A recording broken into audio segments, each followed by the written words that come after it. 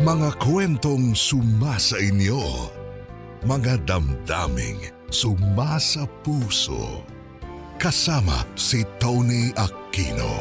Sumasa puso. Tony, ako si Sheila, 35 taong gulang. Isa ako sa mga masugid na tagapakinig ng inyong programa, lalo na noong magdesisyon na ako na magbalik bayan makalipas ang ilang taon. Nais ko sanang ibahagi ang kwento ng aking buhay na sana ay kapulutan ng aral ng iba pa ninyong taga-subaybay. Bata pa lang ako ay ipinaintindi na sa akin ng aking mga magulang kung gaano kahalaga ang edukasyon. Imbis na laruan ay mga aklat ang palagi kong hawak habang ako ay lumalaki. Ako lamang ang naging anak ng aking mga magulang. Kaya natutukan nilang mabuti ang aking pag-aaral, lalo na ng aking ama na isang guro sa mataas na paaralan kung saan ako nag-aral. Strikto at disiplinado ang aking mga magulang. Mahigpit nilang bilin sa akin noon na pagkatapos ng klase ay dapat na dumiretso na ako ng bahay. Hanggang sa dumating na ang panahon ng aking pagtatapos sa high school. Marami ang umasa na ako ang mangunguna sa klase. Dahil mula nung ako ay nasa elementarya pa lang, ay lagi akong naisasama sa tumatanggap ng pinakamataas na karangalan. Hindi ko naman binigo ang mga magulang ko. Dahil ako nga ang naging class valedictorian ng aming klase. Bukod sa mga magulang ko, kasama ko sa tagumpay na ito ang mga matatali kong kaibigan na sina Carlo at Rica. Sila ang naging sandalan at kakampi ko noong kami ay nag-aaral pa lamang. Kaya matapos kaming magmarcha, ay nagkayayaan kami na magdiwang sa tabing dagat. Masaya man kami ng mga oras na yon dahil sa wakas ay graduate na kami. Malungkot din sa kabilang banda dahil sigurado na magkakahiwa-hiwalay na kami pagdating sa kolehiyo.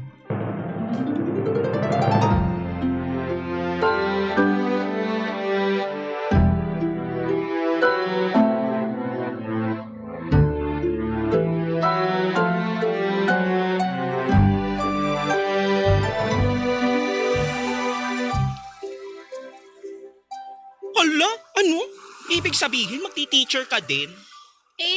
Pinag-iisipan ko pa nga eh. Pero alam nyo parang ayoko nga eh. Parang mas gusto ko na lang maging abogado. Kayo ba? Ako, gusto kong maging certified public accountant. Oh, bongga, di ba? Ikaw, Carlo, ano? Wala pa ako naiisip eh. Pero baka engineering siguro, katulad ng papa ko. Kaya nga gusto niya ako sa Saudi mag-aral kasi doon daw talaga maganda mag-aral nun eh. Wait, ibig sabihin, tuloy na talaga yung alis mo sa susunod na buwan? Oo eh. Gusto ni mama makapag-check na ng mga schools doon. Oh. Ikaw, Rika, anong plano mo? Saan ka magkokolehiyo? Ako? Sa Manila na ako magka-college. Nakapasa na ako dun sa school kung saan graduate yung ate ko ng nursing eh. Ay wow! Congrats, Rika! Ikaw, Sheila. Saan ka naman? Depende pa eh. Depende saan. Depende kung saan ako makakakuha ng scholarship. May mga in-applyan na akong school dun sa Maynila. Papayagan ka ba ng tatay mo niyan? Kaya nga sinigurado ko na magiging valedictorian ako eh. Para mas malaki yung tsansa na makakuha ko ng scholarship grant. Dun sa Maynila. Siguro naman kung may scholarship na ako, hindi na makakatanggi si tatay, di ba? Sayang dun yung matitipid nila. Oo nga, tama din naman. Ay! Edi ang ibig sabihin pala nito, ito na yung huling beses na magkakasama-sama tayong tatlo. Grabe naman. Mamimiss ko kayong dalawa. Ako din. Basta kahit magkakahiwalay na tayong tatlo, best friends pa rin tayo ha. Palagi pa rin tayong mangungumusta sa isa't isa. Lalo ka na, Carlo. Ayoko naman. Pangako yan. Walang limutan. Basta, promise natin sa isa't isa na tutuparin natin yung mga pangarap natin. Magiging CPA ka, hari ka. Ikaw naman, Carlo, magiging engineer ka. Tapos ako, magiging abogada. Promise? Promise. Oh, pahag nga ako!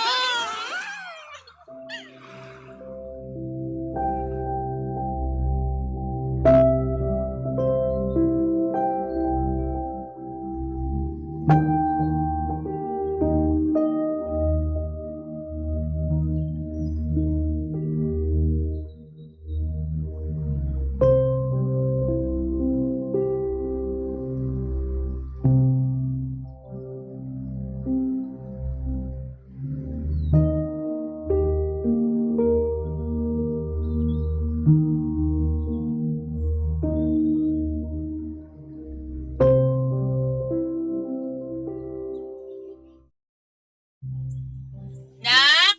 Sheila! Nasaan ka? Nay, nandito po ako sa kwarto. Bakit po? Halika nga muna dito sa sala. Ay, sandali lang po, Nay. Ano po yan, Nay? Ano po yan? Sulat? Binigay sa akin nung nag-deliver. Para sa'yo daw. Ano ba yan? Teka lang po, buksan ko. Ay, Nay, galing po to dun sa school na in-applyan ko ng scholarship. Oh, talaga? Buksan mo na. Ay, sandali po. Ayan. Anong sabi? Nay! Ano? Nay, nakapasa po ako! Ay, talaga? Patingin! Ayan, Nay, oh. Sulat. saan dito Ayan, banda? ayan, dito. Congratulations! We are pleased to inform you that you have been awarded a scholarship! Ay, congrats, anak ko! Ay, Diyos ko, sabi ko na nga ba ang tali-talino mo talaga, anak! Salamat po, Nay! Salamat. Ano ba yan? Dinig na dinig sa labas yung mga tili nyo. Ay, Cesar, andyan ka na pala. Ah. May natanggap kasing sulat tong si Sheila. Sulat. Ano naman sulat yan? At ganyan yung mga reaksyon nyo. Ito, tignan mo to. Tignan mo. Kasi yan. Basahin mo kasi. Di ba? Di ba ang galing ng anak mo? Tay, nag-grant po ako ng scholarship! Sang skolahan ba to, Sheila? Sa Maynila po, Tay. Kilala po yung school na yan. Teka, Maynila? Mag-aaral ka sa Maynila? Opo, sana po, Tay. Kalokohan yan. Malayo yun. Wala kang titirhan doon. Pero, Tay, pwede naman po ako mag-boarding house dun Delikado sa Maynila, Sheila. Hindi mo ba napapanood sa TV yung mga estudyanteng nagiging biktima ng krimen doon? Tay naman, hindi naman po siguro mangyayari Raquel, sa akin. pagtimpla mo nga ako ng kape. Ay, sige. Tay, sige na po, Tay. Mag-iingat naman po ako promise. Tsaka isa pa po, wala naman na po kayo masyadong gagastusin doon dahil doon sa scholarship ko Allowance na lang po. Sheila, alam ko ang ibig sabihin ng scholarship. Hindi ako tanga. Sorry po, pero Tay, sayang po kasi itong scholarship grant ko Hindi po lahat ng bata nabibigyan ng Hindi pagkakataon masayang kung masasayang, Sheila. Makinig ka sa akin. Kung sa Maynila ka o dito sa probinsya mag-college, importante makapagtapos ka. Maynila. Pare-parehas lang din naman yung tuturo ng profesor doon at dito. Dito ka nalang sa probinsya natin. Pero Tay naman iba pa rin po sa Maynila. Mas may tsansa po ako makakuha ng magandang trabaho. Karamihan po kasi ng malalaking kumpanya ngayon, tinitingnan na rin yung school kung saan ka nakapagtapos. Anong ibig mo sabihin? Na pag dito ka sa probinsya nagtapos, hindi ka makakahanap ng magandang trabaho? Masyado mo naman yatang minamaliit ang mga eskwelahan natin dito. Baka nakakalimutan mo. Dito ako sa probinsyang ito nagtapos ng pagiging guro. Tay, hindi naman po yun ang ibig kong sabihin Pero sigurado po ako na mas maraming oportunidad ang lalapit sa akin doon. Tay, sige na naman po. Raquel, kape ko. Eto na. Tay, sige na. Oh, eto ng kape. Ingat, mainit yan ha. Sheila, Intindihin mo yung punto ko, ha? Ilang taong ka pa lang ba? 16? Minor de edad ka pa lang tapos babae ka pa. Iniingatan lang kita. Kung sakali mang may mangyari sa'yong masama ron, wala kami para saklolohan ka. May tiwala ako sa'yo. Pero sa mga taong papaligid sa'yo, wala. Mas makakampante ako kung nandito ka. Nakikita ko kung anong ginagawa mo. Alam ko kung saan ka pupunta at kung sino yung mga kasama mo. Pero tay... Wala nang pero.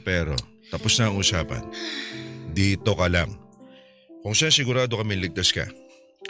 Raquel, abutan mo nga ako ng damit pang bahay doon sa may sampayan. Bibisitahin ko lang yung mga tanim kong gulay. Ay, sige, isusunod ko.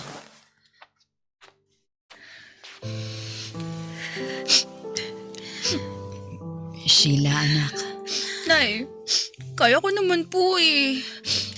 Mag-iingat naman po ako. Tsaka mas marami pa po akong matututuhan kung magiging independent po ako. Gusto ko lang din pong maranasang tumayo sa sarili kong mga paa. Magpasensyahan mo na yung tatay mo. Siyempre, nag-aalala lang yun sa kaligtasan mo. Pero, sige, susubukan kong kausapin siya ulit. Talaga po, Nay? Oo. Pero, anak, hindi porket sang-ayon ako sa gusto mo hindi ako nangangamba para sa kapakanan mo, ha? May takot din ako. Pero kilala kasi kita Alam ko na matatag ka. At alam kong hindi ka gagawa ng kung anumang ikakapahamak mo.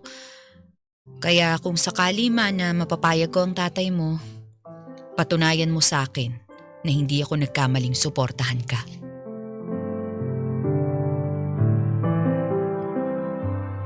Tony, matapos ang mahabang paliwanagan at ilan pang paulit-ulit na pangungumbinsi ni nanay, pinayagan na rin ako sa wakas ni tatay na tumuloy ng Maynila. Nangako naman ako na tanging pag-aaral lamang ang aatupagin ko at magiging maingat sa lahat ng oras.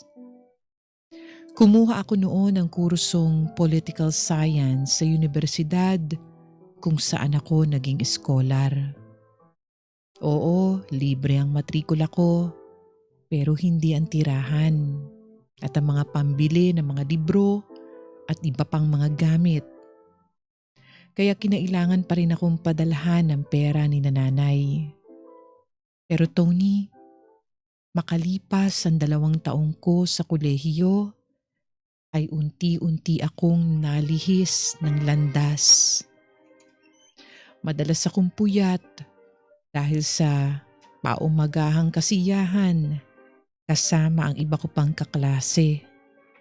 Isang bagay na hindi ko nagawa nung nasa high school pa lang ako. Nakilala ko din noon si Luis, ang kauna-unahang boyfriend ko.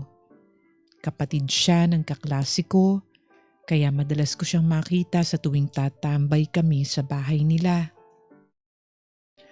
Tony, aaminin ko, napabayaan ko ang aking pag-aaral dahil mas inuna ko ang magsaya. Ilang beses tuloy muntik manganib ang scholarship ko. Natakot naman ako noon dahil siguradong magagalit ang mga magulang ko kung sakaling makarating sa kanila ang balitang ito. Kaya pinilit kong bumalik sa tamang landas. Umiwas muna ako sa mga kaibigan ko na nagdudulot ng masamang impluwensya sa akin. Subalit kung kailan naman 1 taon na lamang at matatapos na ang aking kurso, saka naman dumating ang isang pagsubok na babago sa buhay ko. Tony, nabuntis ako ni Luis. Halos gumuho ang mundo ko nung nalaman ko ito. Maraming tanong ang tumakbo sa isip ko noong mga panahon na yon. Paano na ang pag-aaral ko? Makakapagtapos pa ba ako? Pero ang pinakamahirap na tanong noon ay kung paano ko ito sasabihin sa mga magulang ko. Sheila, may dala akong pagkain. Liga, kain ka muna bago ka matulog ulit. Luis, may problema kasi. Ha? Anong problema? Masama pakiramdam mo? Ano? Pinapauwi ako ni nanay sa probinsya. Paano kung malaman na nila? Sheila, huminahon ka muna. Paano pag nahalata nila yung tiyan ko? Shh! Kalma lang, Sheila. Kalma lang. Ano ako kakalma? Ano? Uy, Sheila. Hindi ka pwede ma-stress masyado. Makakasama kay baby yun, sabi ng doktor. Wisit ka! Wisit ka! Sheila! Bakit kasi Tama na! pinagtis mo ako? Ayok Pakiusap. Aray! Tama na! Luis, itatakwil ako ng mga magulang ko. Anong gagawin ko? Anong gagawin ko? Mahal, makinig ka. Nandito lang ako, ha? Kahit anong mangyari. Hindi kita iiwan. Kung kinakailangan, haharap ako sa tatay mo para mapatunayan ko. Hindi nga pwede. Wag! Ilang buwan pa lang naman to eh. Hindi pa naman masyadong halata. Yan o, tinan mo, maliit pa. Hindi pa naman ganun kalaki eh. Basta dapat, hindi mahalata ni na tatay na buntis ako. Oo, tama. Hindi nila pwedeng malaman. Teka. Ano, hindi mo sasabihin? Malamang hindi. Tingin mo makakabalik pa ako dito kapag nalaman nila? Tingin mo hahayaan na lang ituloy ko yung pag-aaral ko habang buntis ako? Pero kailangan nilang malaman ang sitwasyon mo. Hindi pwedeng hindi Hindi nga natin... pwede! Hindi pa sa ngayon. Hindi pa ako handa.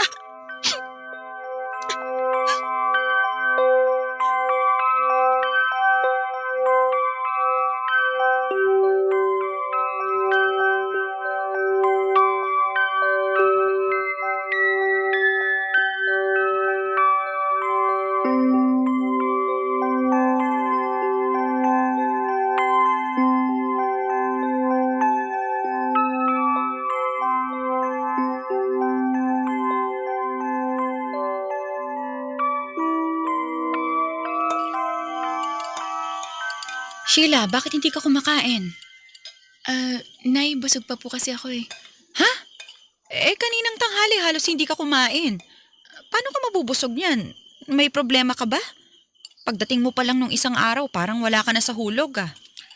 Pansin ko, para kang problemado na ewan. Halika nga rito. Po, Nay? Hihipuin ko yung katawan mo. Titignan ko kung mainit ka. Halika. Pahipo ng noo mo. Ano, mainit? Parang may sinat. O, di bilisan mo na yung pagkain mo, Sheila, at uminom ka na ng gamot. Ayos lang po ako, Tay. Sheila, bukas magpa-check up ka na ha. Baka mamaya kung ano na yan.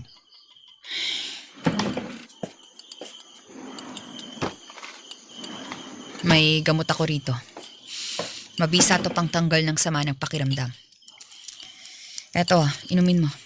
Nay, hindi na po. Itutulog ko na lang po to. Mawawala din to kagad. Bakit ayaw mong uminom ng gamot? Nay, Bakit? Bawal ba sa'yo? po? Ano pong ibig niyong sabihin, Nay? Bawal sa'yo yung gamot kasi makakasama. Raquel, ano ba sinasabi mo? Sheila, buntis ka ba? Po? Buntis ka ba? Teka, ano?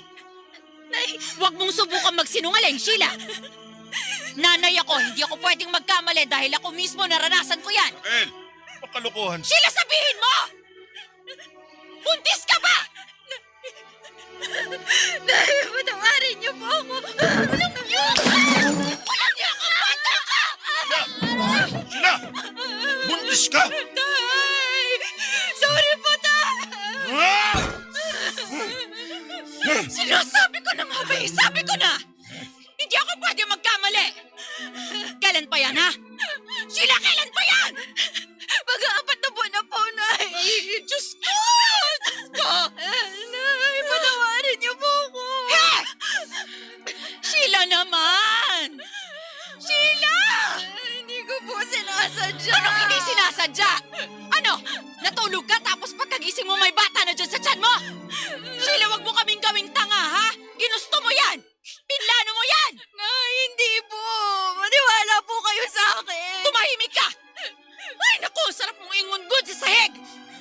Pinag-aaral ka, pero inuna mong lumande! Akala ko pa matalino ka! Bakit hindi mo ginamit yung utak mong lintik ka? Nay! Bakit ngayon pa, ha, Sheila?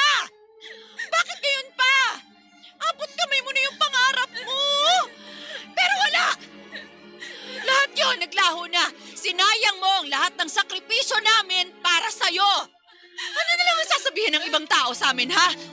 Napabaya kami magulang? Ha? Nakakahiya ka! Nay!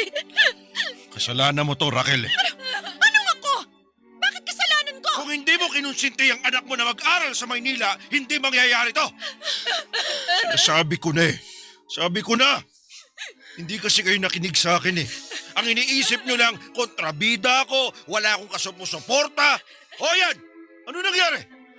Imbis na diploma ang iuwi dito, bata! Bata ang naging sukli ng lahat ng sakripisyo natin. Alam mo, Sheila, pasalamat ka at buntis ka. Dahil kung hindi, kanina pa kita kinaladkad palabas ang bahay.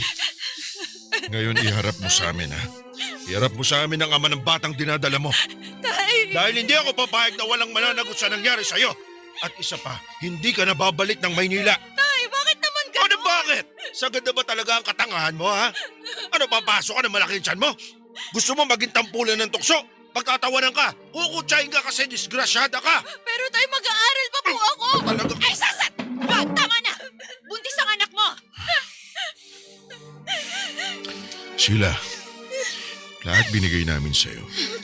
Sinuportahan ka namin sa gusto mo. Pero hindi ko alam kung saan pa kami nagkulang sa'yo. Pero dahil nandyan na, sige, panindigan nyo yan. Buhayin nyo yung bata. Hindi ka naging responsableng anak, Sheila. Pero sana maging responsable kang ina.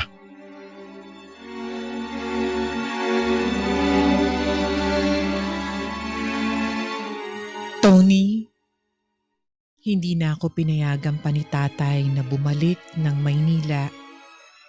Kaya hindi ko na naipagpatuloy ang aking pag-aaral.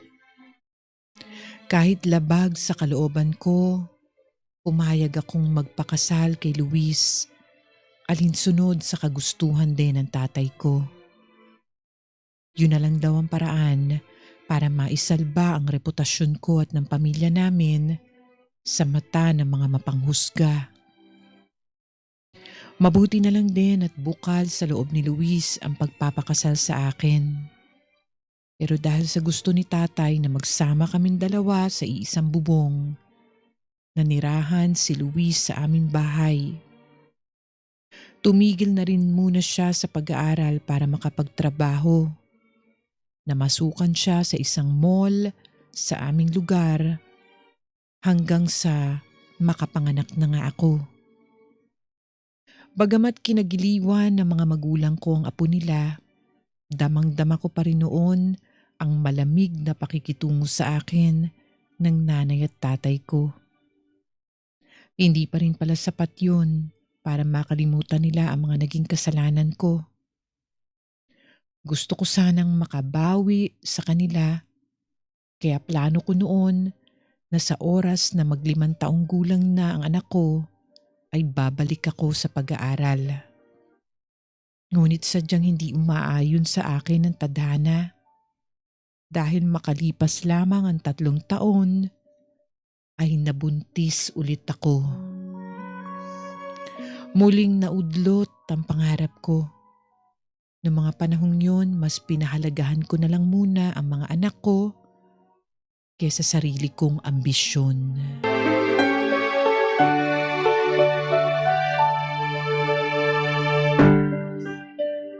Tony, sa kabila ng pagkaabala ko sa bagong buhay ko bilang ina, hindi pa rin nawawala sa isip ko ang mga tanong na kung sakali sigurong hindi ako nagkaroon ng asawa at anak sa murang edad, baka nagsisimula na akong maging abogado.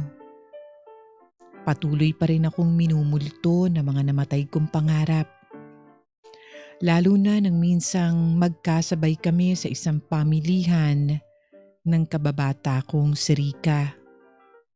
Ibang-iba na si Rika. Mukha na siyang propesyonal. Malayong malayo sa itsura ko. Nakapagtapos na pala siya at ngayon ay nagtatrabaho na sa isang malaking kumpanya sa Maynila. Kahit nahihiya, sumama ako sa alok niya na magkape kami at magkwentuhan pa tungkol sa mga buhay namin pagkatapos ng maraming taon.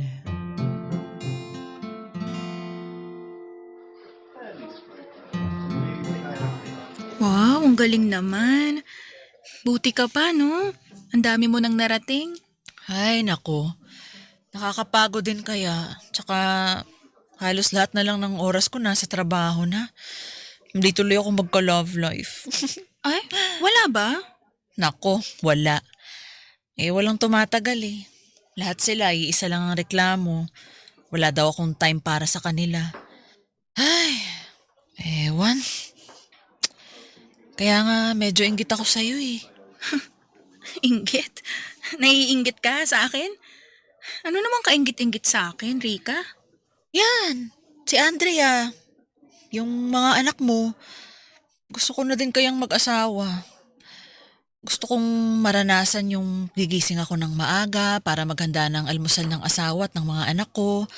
Tapos, a-attend ako sa mga school events ng anak ko. Yung mga ganun ba? Ay nako, Rika. Ito lang masasabi ko sa'yo, ha? Magdahan-dahan ka sa mga pinapanalangin mo. Bakit naman? Ang saya kaya nun. Ikaw, mukha ka namang masaya. Bakit? Hindi ka ba masaya? Masaya naman. Masarap din naman maging ina, pero... Pero ano? Rika, alam mo namang mataas ang pangarap ko noon, di ba? Ako nga tong inaasahan ng lahat na magiging pinaka-successful sa lahat ng kabatch natin. Kasi syempre ako yung valedictorian. Ako yung pinakamagaling. Kaso, ayun, tatanga-tanga, nabuntis. Tapos hindi na nakagraduate. Sheila. Sa totoo lang, ako tong naiinggit sa'yo, Rika eh. Kasi nagagawa mo yung gusto mo. Nakakapunta ka kung saan-saan. Wala kang ibang iisipin kundi ang sarili mo lang. Di tulad ko, hindi ko na nga maasikaso yung sarili ko eh. Siyempre, uunahin ko yung mga anak ko. Sila muna bago ako. Kaya kung ako sa'yo, Rika, enjoyin mo yung panahon na single ka pa at wala ka pang ibang responsibilidad. Sulitin mo yung pagiging malaya. Kasi kapag dumating ka na sa sitwasyon kung nasan ako ngayon, hindi ka na makakawala.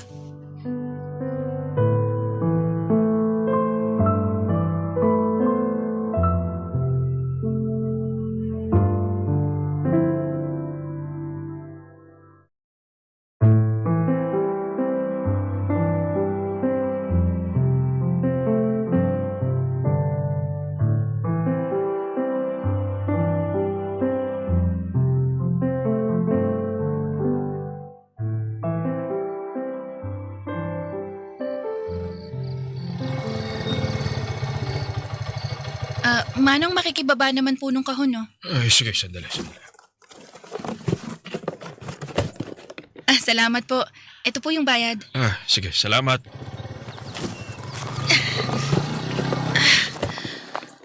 Ang bigat. Diyan ka muna. Teka, may naiwan pa pala akong plastic bag dun sa kalsada. Ay. Bakit nakalak to? Teka, nasaan na ba yung susi ko? Ako naiwan ko yata sa loob. Luis! Luis, buksan mo nga tong pinto! Luis! Nasaan na ba yung lintik niya? Hoy, Luis! Ano ba? Kanina pa ako kumakatok. Wala ka bang naririnig? Sheila, nandiyan ka na pala. Sandali. Sandali. Sorry na, hindi ko narinig yung katok mo Paano eh. mo maririnig? Ang lakas-lakas ng TV. Para kang bingi. Halika na, pasok ka na. Ano, ako pa rin na magpapasok ng mga kahon na to dyan sa loob? Talaga naman. Sige na, huwag ka na magalit. Saan ba ito ilalagay? Wala kang ang pasok. Hindi ka naman maasahan dito sa bahay.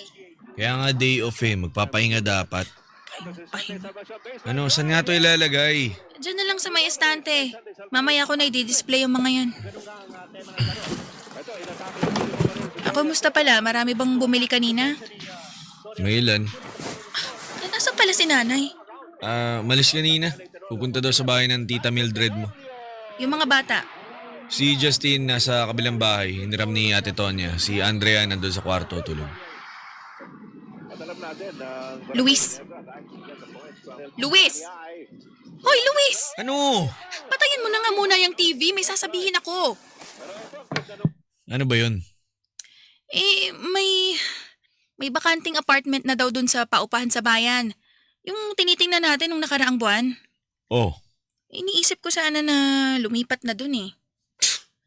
Bakit? Mahina yung benta dito oh. At least doon sa bayan, mas maraming dumadaan. Mas makakabenta ako doon. Pwede pa ako magdagdag ng ibang paninda. Pwede ako magluto ng almusal, tapos ilang putahe ng ulam. Kunin na natin. magkano ba upa dun? 8,000 kada buwan. 8,000? Ano naman yun? May kasamang pwesto na ng tindahan sa harapan. 8,000. Tapos magbibigay ka pa ng deposito ng 2 buwan. Tapos advance. Sige nga. Saan ako kukuha ng 24,000? Bahala na. Gagawan ko na lang ng paraan. Mangungutang ako kung kinakailangan. Ang mahalaga naman, makuha natin yung pwesto kasi sayang din yun. Mas madadagdagan ng kita ko doon, tsaka kinalaunan mas makakatipid tayo doon. Hindi na tayo mamamasahe kapag kailangan nating pumunta sa palengke. Ikaw din, pwede mo ngang lakarin yung mall na pinapasukan mo mula doon sa apartment na yun eh. Sheila, naghahanap ka lang ng sakit ng ulo mo eh. Ayos na ayos naman tayo dito eh, walang upa. Nag-aambag man tayo sa kuryente, tubig, pagkain, magkano lang yun? Para sa magagastos natin pag nag-apartment tayo. Hindi naman tayo pinapalayas ng mga magulang mo eh, kung ano-ano iniisip mo dyan eh. At ano? Habang buhay na lang tayong aasakin na nanay at tatay? Wala ka na bang planong itira kami ng mga anak mo sa sarili nating bahay? Ha? Anong wala? Sinasabi ko, wag muna ngayon. Hindi pa tayo handa, wala pa nga tayong ipon eh. Sige, lilipat tayo. Ano gagamitin natin dun? Hindi bibili. Bibili. Wala kang ang pandeposito, anong ibibili mo ng gamit? Alam mo, Sheila, tsaka na, pag nakaluwag-luwag na tayo. Luis naman, 3 taon na tayong nakatira dito, ni minsan hindi tayo nakaluwag. Kaya nga nagbukas ako ng tindahan para kahit papaano makadagdag. Pero kulang pa rin. Naiintindihan mo ba? Sige nga, paano tayo makakaipon ha? Kahit pagsamahin natin yung kakarampot mong sweldo at yung benta ko dito sa tindahan, hindi pa rin sapat yun. Luis, lumalaki na yung mga anak mo. Hindi natin mamamalayan, papasok na sa eskwelahan yung mga yan. Kung ngayon pa lang kinakapos na tayo, naggatas at diaper pa lang ang ginagastosan natin, paano pa pag kailangan na nila ng pangmatrikula? Matagal pa yun. Ang bata-bata pa ni Justin eh. Anong gusto mong gawin? Madali. Iintayin mo pa bang dumating tayo sa puntong yon? Diyos ko naman, Luis! Luis, pwede gumawa ka naman ng paraan. Ako lang ba talaga yung nag-iisip sa pamilyang to? Ano sabi mo? Ang sabi ko, gumawa ka ng paraan. Makapagsalita ka dyan. Parang wala akong trabaho ah. Hoy, Sheila, di ako nakatambay lang ah. Pinagmamalaki mo yung trabaho mong hindi nakakabuhay ng pamilya? Luis, napakarami mong pagkakataong kumita ng malaki pero pinalagpas mo lang. Kung sana tinanggap mo yung alok na trabaho ng tito mo sa Australia, baka nagpapagawa na tayo ng sarili nating bahay ngayon. Ayoko.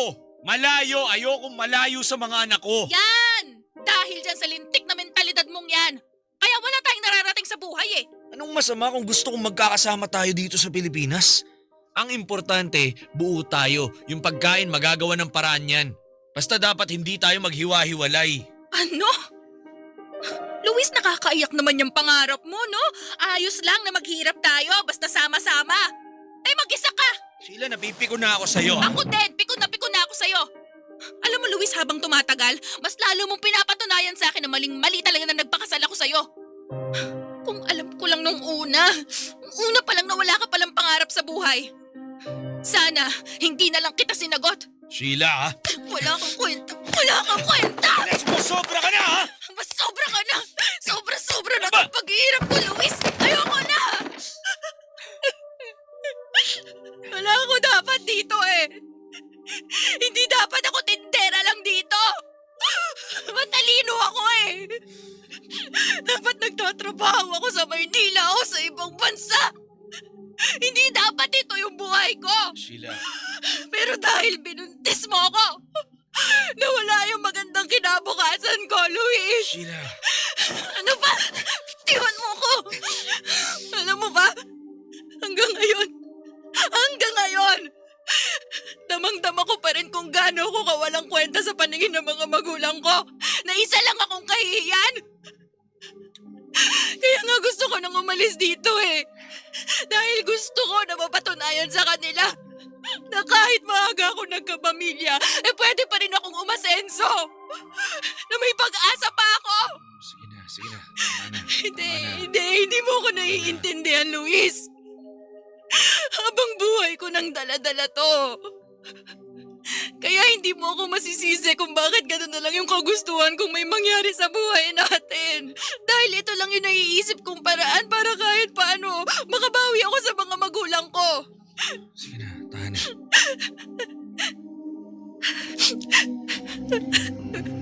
Sige na.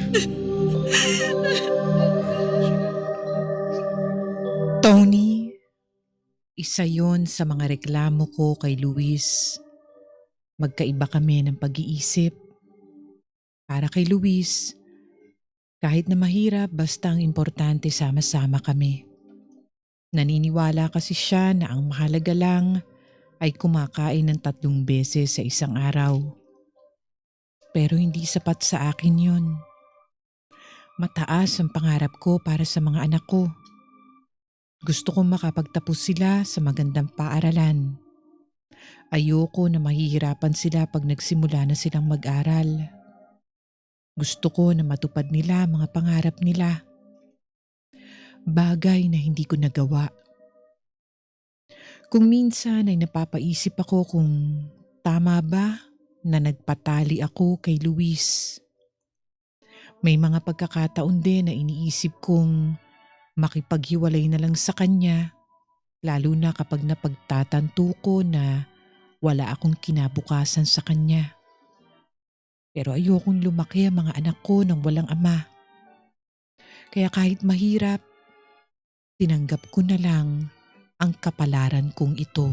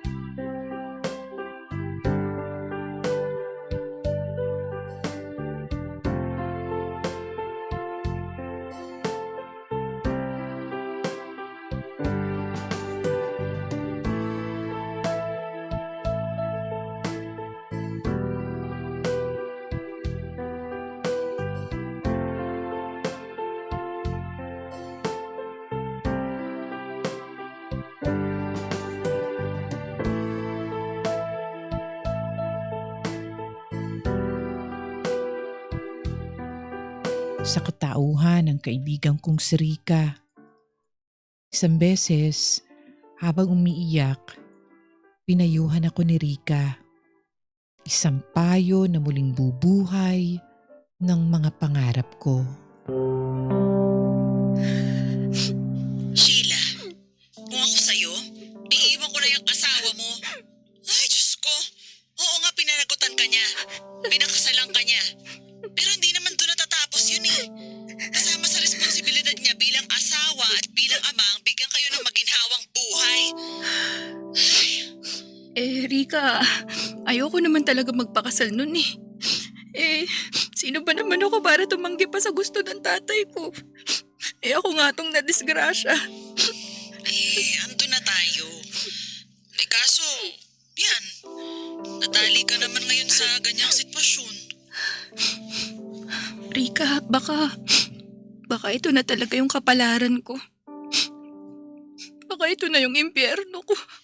Sheila, huminahon ka nga. Meron pa naman sigurong ibang paraan. Anong paraan naman? Kung ayaw ni Luis magtrabaho sa ibang bansa, bakit hindi na lang ikaw ang umalis? Ha? Ikaw ang mag-apply ng trabaho sa ibang bansa. Paano? Rika, baka nakakalimutan mo may 2 akong anak. Tsaka maliliit pa yung mga yun. Anong ginagawa ng asawa mo? Total sabi naman niya, di ba? Ayaw niyang mawalay sa mga anak niya. Edi siya ang mag-alaga. Habang ikaw ang kumakayod sa ibang bansa. Pwede ba yun? Tsaka, kakayanin ko ba? Ano ka ba? Madami namang ganun ngayon. Natural naman sa ating mga babae ang maging matapang, lalo na kung ang pinag-uusapan ay yung mga anak na. Pero, paano naman ako matatanggap sa ganun? Hindi naman ako nakapagtapos eh. Wala akong diploma. Tsaka, wala naman akong kahit anong experience pa bukod sa pagiging ina at may bahay. Natumbok mo. Sino may sabing hindi qualified experience ang pagiging ina? Isa nga yan sa mga pinakamahirap ng trabaho, no? Kung sa bagay. Tsaka isa pa, pwede kang kumuha ng mga vocational courses, ganyan. In less than 1 year, magkakaroon ka na ng certificate. Mas maraming oportunidad sa ibang bansa ang mga skilled workers, no? Tsaka Sheila, alam ko ang kapasidad mo. Hindi ka mahihirapang kumuha ng trabaho kasi magaling ka. Mahusay ka. Ang kailangan mo lang gawin ay lakasan ang loob mo. At ibalik mo ang tiwala mo sa sarili mo.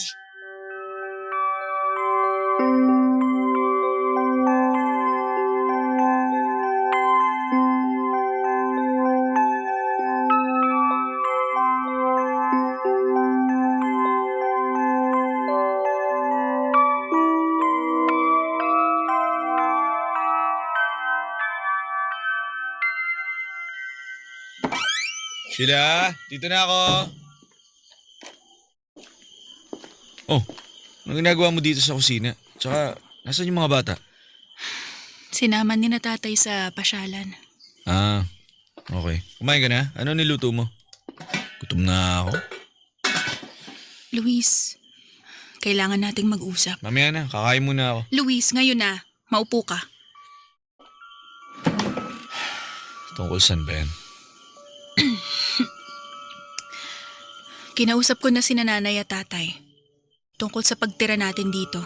Ano? Naniwala ka na sa akin na dapat dito na lang muna tayo. Nakiusap ako sa kanila na dito muna kayo. Kayo na mga anak natin. Teka. Anong kami ng mga anak natin? Hindi ka kasama?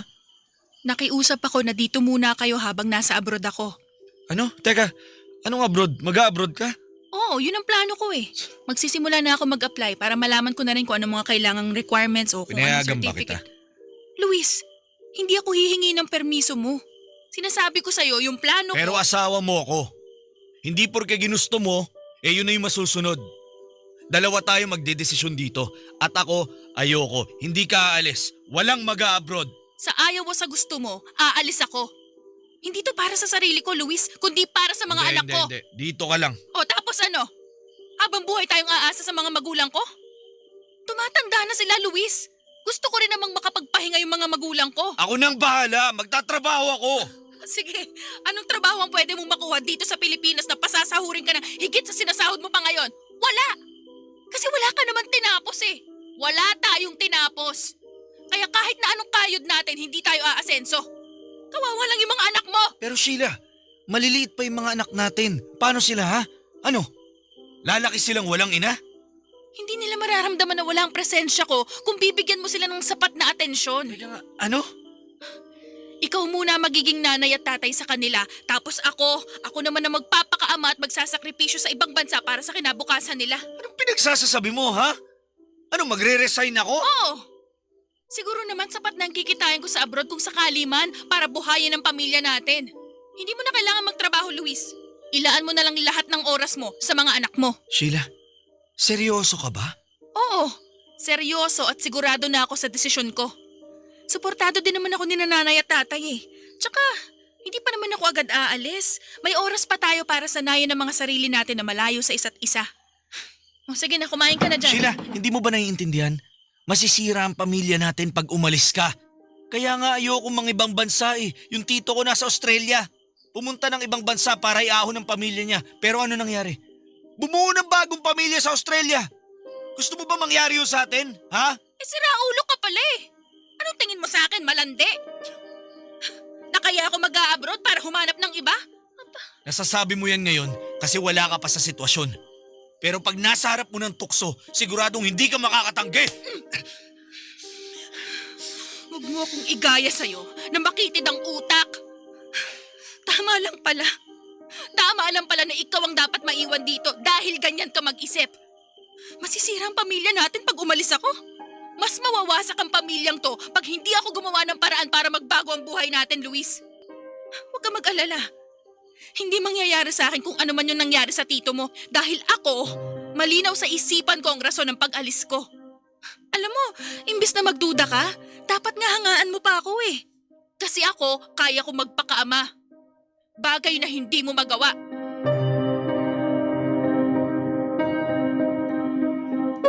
Tony, kahit hindi ako sinuportahan ni Luis, itinuloy ko pa rin ang plano kong umalis ng bansa para magtrabaho. Sinunod ko ang payo ni Rica na kumuha ng mga vocational courses para maging sertipikado ako at makahanap ng trabaho. Hindi naman ako nabigo dahil makilipas ang higit 1 taon, natanggap ako bilang factory worker sa Taiwan. Hindi ko na pinalagpas ang pagkakataon na yon. Inayos ko na agad ang mga kaukulang papeles para makalipad ako. Nangako naman si nanay na tutulungan niya si Luis sa pagbabantay sa mga anak namin. Kaya kahit paano ay kampante akong hindi mapapabayaan ng mga bata. Tony, hanggang sa mga oras ng pag-alis ko ay hindi pa rin kami lubusang nagkaayos ni Luis. Hindi pa rin niya matanggap ang desisyon ko. Mga magulang ko at mga anak ko lang ang naghatid sa akin sa airport. Kahit mabigat sa puso ko ang sitwasyon namin ng asawa ko, mas nangibabaw ang layunin kong maiahon ang pamilya namin. Tony, naging maayos naman ang kalagayan ko sa Taiwan. Makalipas ang 2 taon ay nagsimula na akong maghulog para sa sarili naming bahay. Isama pa ang pagpapaaral sa mga anak ko. Kaya ang dapat na 2 taong kontrata ko lang sana sa ibang bansa ay nadagdagan pa ng ilang taon. Nang dahil sa desisyon kong ito, mas lumalim ang lamat sa pagitan namin ni Luis. Sa tuwing tumatawag ako sa kanya para kumustahin ang mga anak ko, madalas na isang tanong, isang sagot lang siya. Hindi ko naman siya masisi dahil nga sa totoo lang, nababaliwala ko ang pagiging mag-asawa namin. Pero kasi kung hindi ko gagawin yon, paniguradong walang mangyayari sa buhay namin.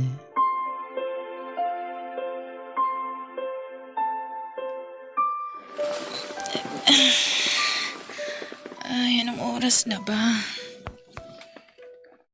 Hala, naku, hindi pala ako nakatawag sa Pinas. Naku, birthday pa naman ni Justin ngayon. Sandali. Buksan ko nga tong laptop. Naku, sana gising pa yung anak ko.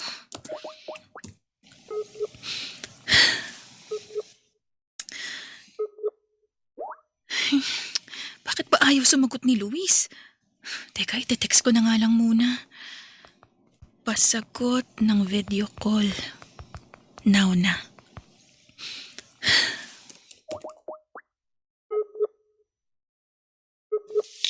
Oh. Luis, hello, kumusta kayo dyan?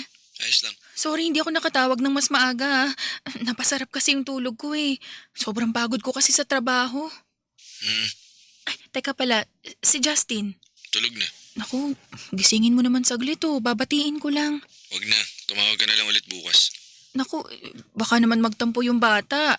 Nangako ako na tatawag ako bago siya mag-blow ng cake eh. Hindi naman. Huwag kang mag-alala. Sanay na sila. Sanay sa ano? Sanay na silang nakakalimutan mo sila. Bakit mas maasim ka pa kaysa sa anak mo, ha? Ikaw ba yung nag-birthday, ha? Anong maasim pinagsasabi mo dyan? Ang pangit mo kausap eh. Teka nga, kumusta naman ba yung party? Nag-enjoy naman ba yung mga bata? Ayos naman. Ay, sandali. Si Andrea ba yung nasa likod mo? Oo. Nakakamiss naman ng mga bata.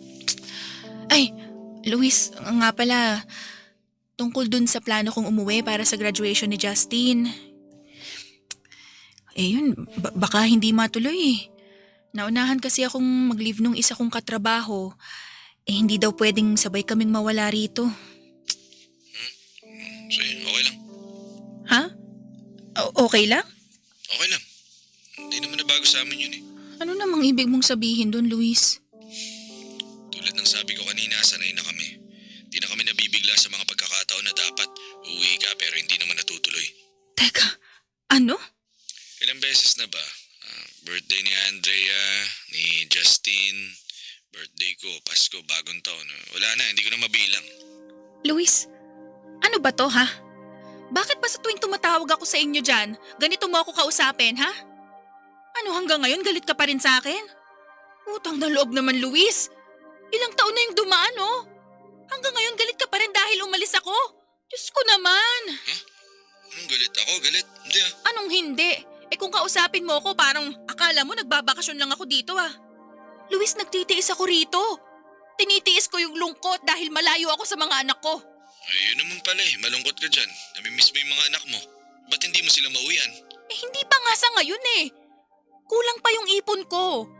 Ayoko namang umuwi dyan tapos babalik lang tayo sa dati nating buhay. Sheila, ilang taon mo nang pinapaasa yung mga anak mo? Nung una sabi mo 1 taon lang. Tapos nag-extend ka na nag-extend. Tapos sabi mo pwede kang magbakasyon. Oh, ano, nasa na? Eh syempre, kung kaya namang hindi muna magbakasyon, edi hindi na muna. Para yung pambili ko ng ticket sa eroplano, ipapadala ko na lang sa inyo. Tapos ang ending, masama pa pala ako. Wala akong sinabing masama yung ginawa mo. Ang sinasabi ko, higit sa pinapadala mong pera, ikaw mismo ang dapat makasama ng mga anak mo. Ay naku Luis, paulit-ulit naman tayo. Kaya nga, sige na. Okay nga lang. Kahit ilang taon ka pa dyan, sige lang. Okay naman kami dito eh. Masaya naman yung mga anak ko kahit kami-kami lang eh. Tinatanong ko nga kung namimiss ka nila eh. Hindi naman daw. Kaya, yan. O anong gusto mong sabihin? Hindi nyo na ako kailangan. Na okay lang kahit mawala na ako, ganon? Ang sinasabi ko, kaya umuwi ka o hindi, okay lang. Kasi kahit halimbawa umuwi ka ngayon, siguradong hindi ka rin naman kilala ng mga anak mo eh. Lalo na si Andrea. Halos wala pa yung muwang nung umalis ka. Sa tagal mo ba namang wala dito eh? Eh baka kaya ganyang mag-isip ang mga anak mo. Dahil tinuturuan mo silang magalit sa akin. Para sa dulo, ikaw yung superhero, ikaw yung best tatay, tapos ako yung walang kwentang nanay. Siguro ganon ano? Hoy, Sheila, kung magagalit man ang mga anak mo sa'yo, eh dahil yun sa kagagawan mo. Iniwan mo sila nang wala pa silang alam sa mundo. Tapos, gusto mo makilala ka nila? Paano? Eh naaalala mo lang sila pag kumpinyente sa'yo eh. Tulad ngayon. Oh, tatawag ka kung kailan tulog na sila. Anong gusto mo? Yung mga anak mo mag-a-adjust sa'yo?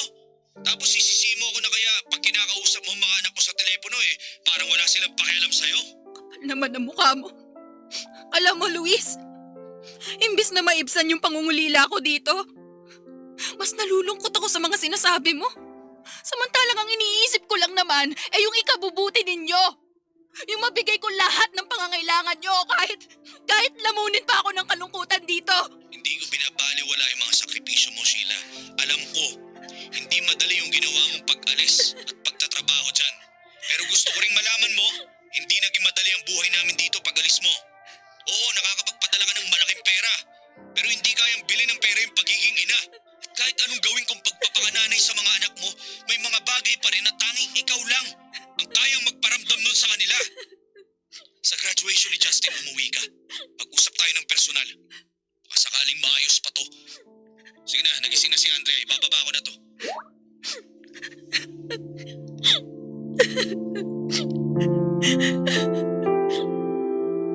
Tony, pinangako ko sa sarili ko na 1 taon na lang at uuwi na talaga ako sa pamilya ko.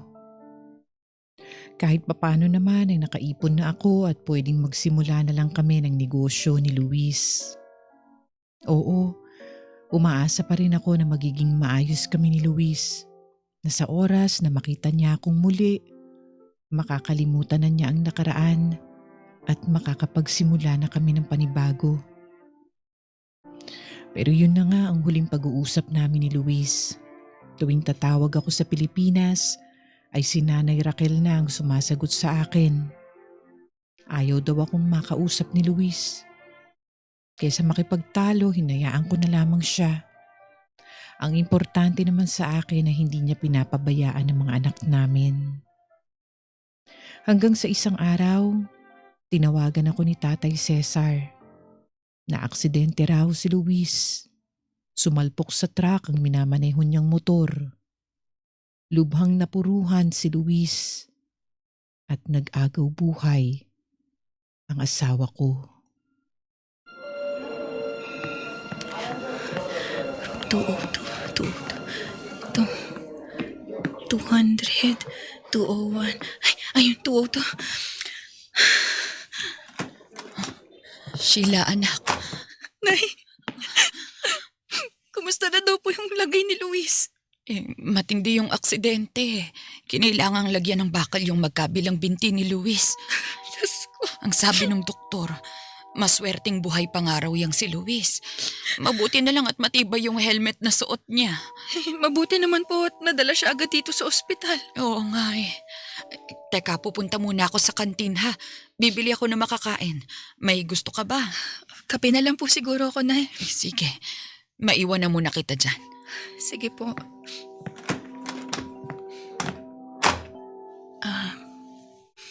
Luis, Anong ginagawa mo dito? asawa mo ko. Natural lang na uuwi ako dito para tingnan ang kalagayan mo. Ha? May asawa pala ako? Ibang klase. Kailangan ko pa palang maaksidente para mapauwi ka dito. Pwede ba, Luis? Maayos akong humaharap sa'yo dito. Kausapin mo naman ako na maayos. Buhay pa ako.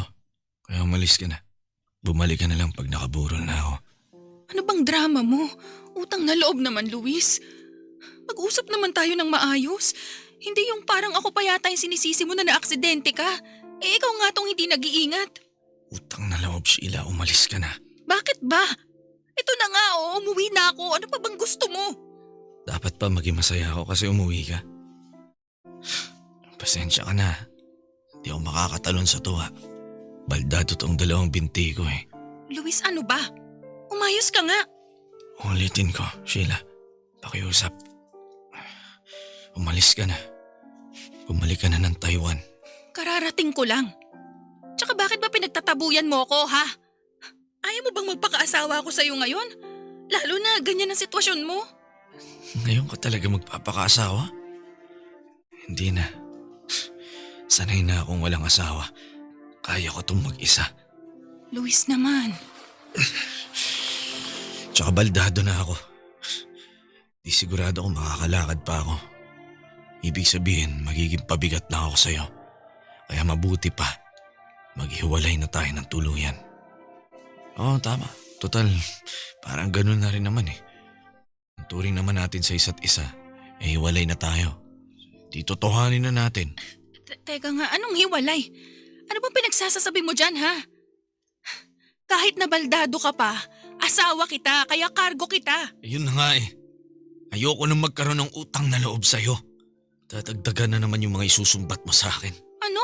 Bakit? Kailan ba kita sinumbatan? Palagi. Kahit hindi mo sabihin ng literal, ramdam ko. Pinagsisihan mo na ako naging asawa mo. Wala akong kwenta, walang narating sa buhay, walang pangarap. Palamunin mo lang. Luis, tumigil ka na nga. Sheila, huwag ka nang magmalinis. Alam ko nang matagal mo nang gustong marinig sa akin to. Alam kong matagal mo nang gustong makipaghiwalay sa akin. Ramdam ko yun. Kasi ako naging dahilan kung bakit nasira lahat ng pangarap mo. Oo. Aaminin ko. Ginusto ko makipaghiwalay sa'yo noon. Maraming beses na, lalo noong mga panahong pakiramdam ko, hindi mo naman ako sinusuportahan sa mga gusto ko na maayos tong pamilya natin. Pero hindi ko ginawa. Alam mo kung bakit? Dahil nakita ko kung gaano mo alagaan ang mga anak natin. Pinunan mo yung pagkukulang ko sa kanila. Kaya hindi ko naiintindihan kung bakit ngayon ikaw na tong sumusuko. Huli na, Sheila. Huli ka na. Nung hindi ka umuwi ng graduation ni Justin, tinanggap ko na mas mahalaga sa iyo yung bagong buhay mo sa ibang bansa kaysa sa akin, kaysa sa amin ng mga anak mo. Kaya para sa pangrelasyon na to, mabuti yung maghiwalay na tayo tapos humanap ka na lang ng lalaki magbibigay sa iyo ng buhay na gusto mo. Pero Umalis Luis, ka na. Luis, mag-usap pa tayo. Sabing umalis ka na eh! Luis, pakiusap naman sa Layas! Labas! Eto na, ibibigay ko na sa'yo yung kalayaang matagal mo nang gusto.